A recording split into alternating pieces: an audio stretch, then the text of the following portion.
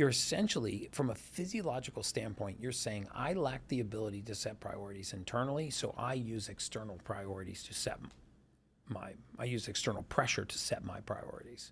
And this is how most people go through life, because they don't have that proper balance of neurotransmitters, either in the supply or the demand. And so now equal weight gets given to every single thought. And they're labeled ADD or ADHD, or their mind is very clouded, right? And the more disorganized we are in the mind, the more we crave organization in our outside environment, which is essentially what OCD is, right? Obsessive compulsive disorder is obsessively trying to control the environment around you because you're so disorganized in the mind.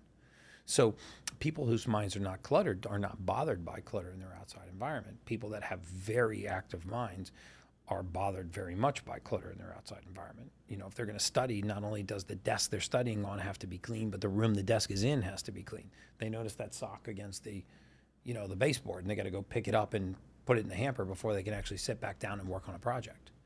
And this is an effort to clean up the outside environment to save them from the chaos that's going on internally.